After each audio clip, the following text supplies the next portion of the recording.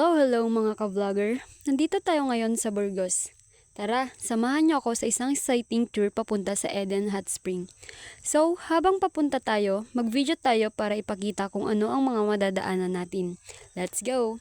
Yan guys, kita nyo ang daming mga puno sa gilid ng kalsada. Napakaganda, di ba? Parang napaka-relax, no? So, tuloy tayo sa pagbiyahe at madami pa tayong madadaanan. Pero syempre, bago tayo tumuloy, magpagas muna tayo. So ayun, tapos na tayo magpagas. Balik tayo sa biyahe. Dito naman nadaanan natin yung gym ng Burgos. Medyo madami talaga tayong madadaanan dito. Kita nyo naman, apakalayo. Next guys, eto naman madadaanan natin yung school ng Burgos National High School. Tuloy-tuloy lang tayo sa paglalakbay guys. Madami pa tayong madadaanan ng mga bahay at puno sa gilid ng kalsada. So ito na, palapit na tayo ng palapit sa kanto ng Eden kung saan doon ka papasok para makapunta sa hot spring.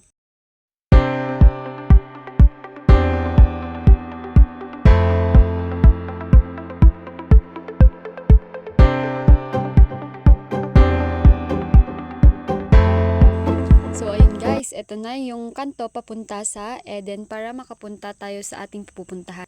So ayun, papunta na tayo. Ayan, habang naglalakbay tayo, makikita nyo dyan yung manok na tumatawid sa kalsada. Tapos ang daming bahay at puno sa gilid. Ito na guys, papunta na tayo.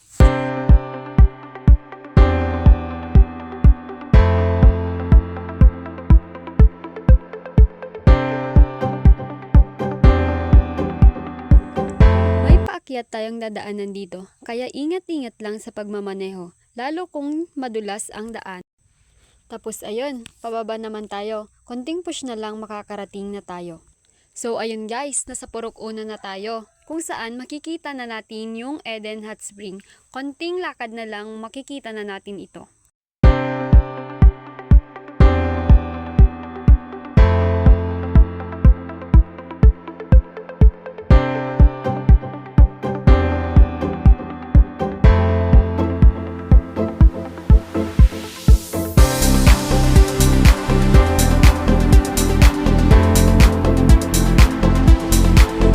So eto na guys, papasok na tayo sa Eden Hot Spring. Pero guys, medyo hindi pa sementado yung daanan dito kaya mag-ingat-ingat kayo lalo na kung nakamotor kayo.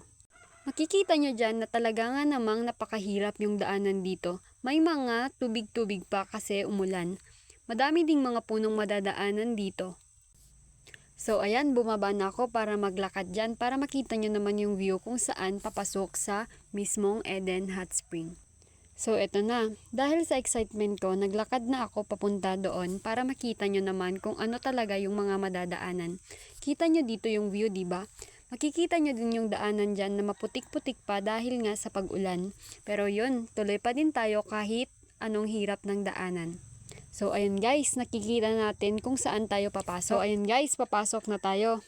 Ito na yung entrance papunta sa main attraction. Tara, samahan nyo ako sa pagpasok dito. Diba? Napakaganda. So, dito naman sa part na to, makikita nyo na may kubo-kubo silang ginawa dito. Dito ay pwede kang magpahinga o magsilong kung mainit or maulan. Makikita nyo din dito na may mga tanim silang mga gulay. May mga tanim din silang mga puno. So guys, ito na yung hot spring. Super relaxing ng view, diba? So, dito sa area na to, pinapark nila yung mga motor at sasakyan nila.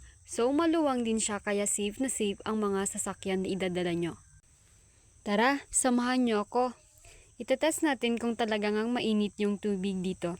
Tignan nyo guys. Diba, nandyan na ako. Makikita nyo yung bilog na, yan. Diyan galing yung mainit na tubig. Sobrang init ng tubig talaga guys. Ilang ulit ko nang hinahawakan at makikita nyo naman dito, kumukulo-kulo pa yung tubig. Ayan guys, yung patunay na talagang mainit, kumukulo-kulo, diba? So dito, sa part naman na ito, makikita nyo dyan yung box kung saan pwedeng mag-swimming at magbaba dito, lalo na kung gusto mong mag-relax, lalo na kapag malamig.